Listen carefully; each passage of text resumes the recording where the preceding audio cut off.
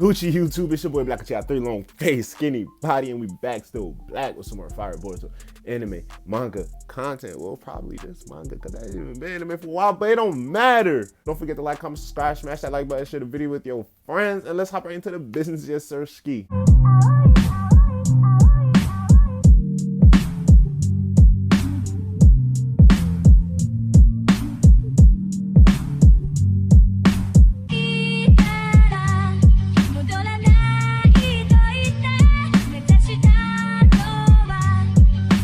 Okay, 2 very prominently interesting characters. I don't know if I use the word prominent right in that regard, but if I did, give me my flowers. You feel me? But 2 very interesting characters in the Boruto verse that I wanted to talk about today would be both Eida and Mitsuki. Now, in regards to their characters in general, for Mitsuki in particular, I've been saying this for a little bit about how he's kind of written in, and I've been seeing different opinions going around about this circulating for years because of the way that he was introduced, the reasoning behind his introduction, and you feel me, the whole point of Mitsuki's existence, just plain point and simple. But being written in as a character that can basically shift the plot point in a dramatic way, but more so, I want to say that type of way for Eida, and for Mitsuki is his character is a way that can save the plot point, if that makes sense. So now we know that Kishimoto had his famous obstacle put in his way in Naruto Shippuden when he admitted, like, he wrote so deep into the story that he didn't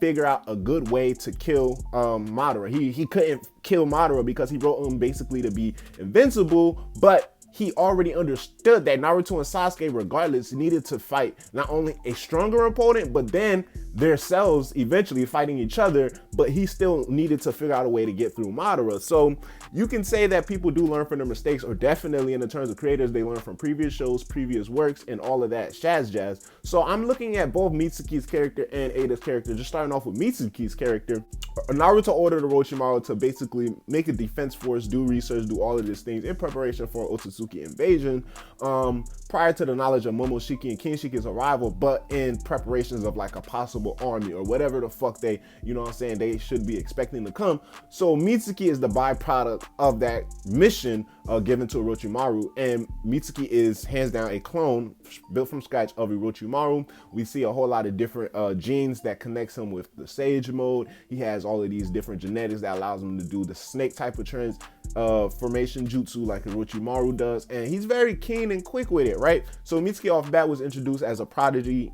from the academy days, and it was shown that how Boruto, Sarada, and the rest of the class were going to have to slowly climb up to that level, and then eventually everybody ascends together, and we understand that we're even at that point where it's just like even Boruto and Kawaki are above Mitsuki if we're talking strictly base, because Mitsuki becomes so shaky when you start to include his Sage mode that it's just ridiculous. Now we have instances where figures like Urashiki saw his Sage mode, instantly deemed it a threat, in a similar manner as when he saw Boruto's Jogan, he was like, yeah, that's a problem, right? So he saw Mitsuki's Sage mode, instantly like, yeah, let's shut that shit down. Now, Mitsuki's Sage mode is very particular and very, very special in the sense that his body already resembles that of Otsutsuki, you feel me, the pale white skin, you know, he's already built basically just to fight Otsutsuki, and now he's already have the strongest Sage mode that we've seen in the show, so strong in fact that his body isn't even developed and fully matured enough to handle that type of power, which leads to deterioration in organ and, you know what I'm saying,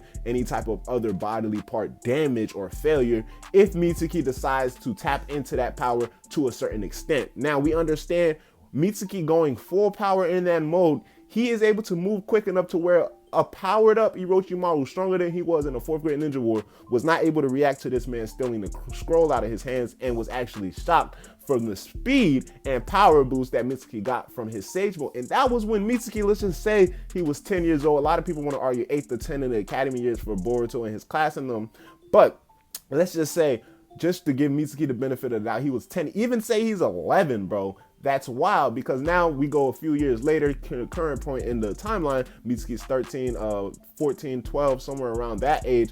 And we can understand the development that has been going thus far with Mitsuki, instances where he's able to tap into the Sage mode a little bit longer, or understanding the major repercussions or damages that come with that. Now, Mitsuki's character in general has all of these things written around him. And in the beginning, it was like, well, damn, they're building up this nigga to be like, well, what the fuck is going down, right? To be Boruto's moon, in a sense where it's like, he feels like Boruto's light revolves around him, and he's the one that needs to be that small, I don't know, that small pillar of support for Boruto, where it's like his light reflecting off of Boruto's light and in turn turns into a brighter light. You know, that whole typical mythical brotherly bond bullshit. So we already know Mitsuki was been built up for that. Kind of like that 1-2 for Boruto's 1. When Kawaki's being introduced into the story, we understand Mitsuki's more of that 3, where it's like Kawaki and Boruto is that 1-2. However, in Mitsuki's case, that Sage Mode is such a drastic power up that it made me wonder, like, why haven't they been doing so much with the Sage Mode, or why haven't they even been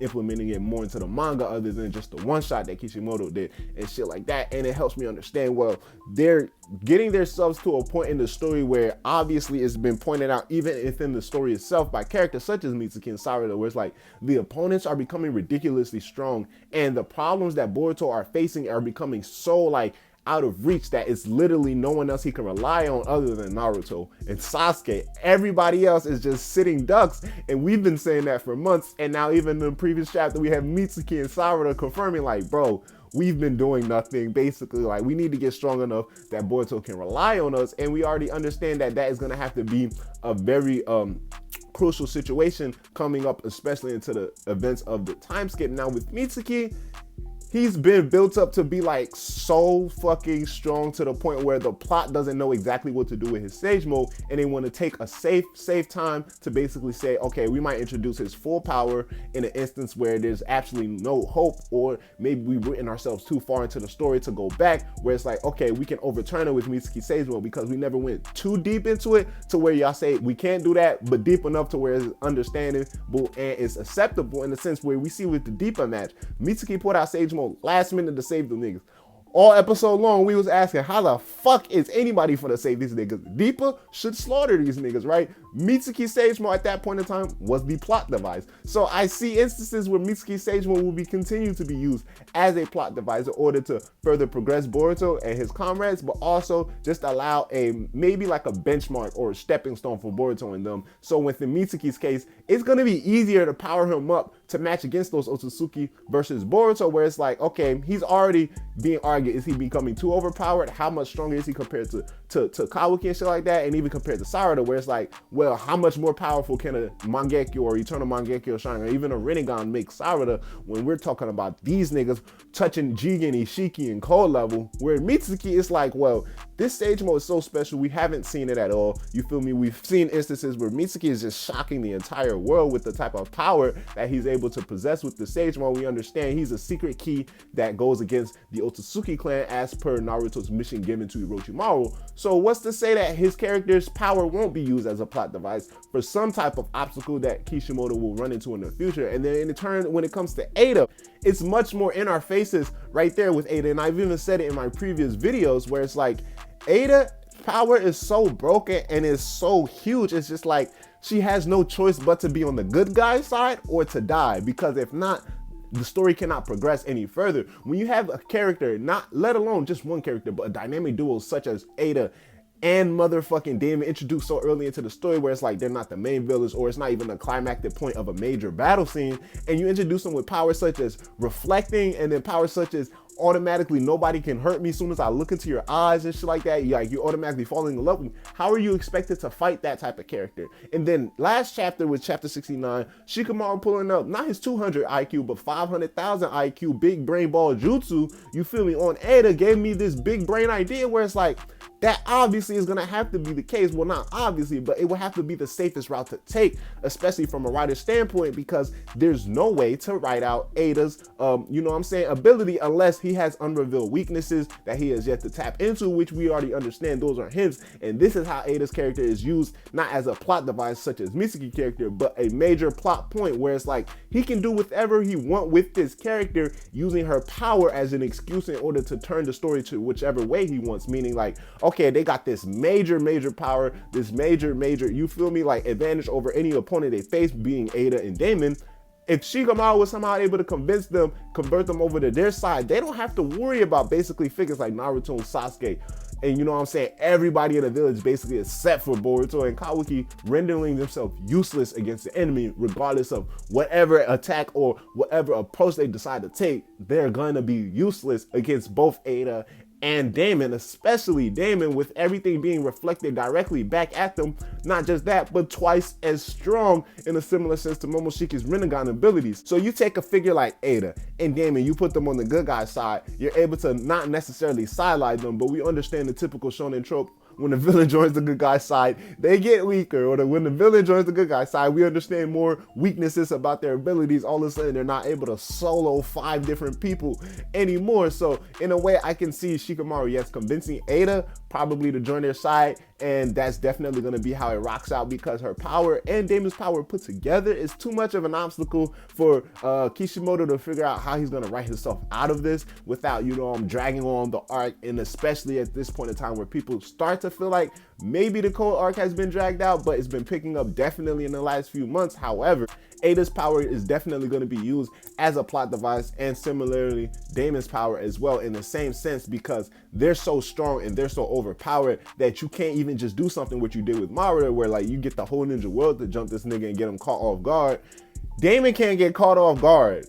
Eida just makes everybody around her like either fawn over her or completely useless. So there's no point of even trying to wiggle your way around that, other than figuring out, okay, how they're gonna write in her weakness, or understanding, all right, this is how we're gonna give Naruto and the good guys basically an advantage over the opposing side, over the antagonist side, over figures like Cole. Maybe Cole gets his limiters take off and Eida isn't able to keep her word. Maybe she's not strong enough to take down Cole with his limiters off, because we understand Cole is right there next to Amato, right? And we've been asking ever since Naruto lost Kurama and Sasuke lost the Susanoo, how the fuck are they gonna fight a person that's stronger than Jigen if they barely was even able to touch Jigen, let alone do anything against this nigga Ishiki? Like, how the fuck are they supposed to get past that? So Eida's character and powers will be heavily used as a plot device, and I could see Shikamaru's proposal at the end of this chapter as basically the stepping stone to that, and the ultimate downfall to both Eida and Code's alliance. However, that's what I believe the truth, not necessarily the full truth, the whole truth, and nothing but the truth,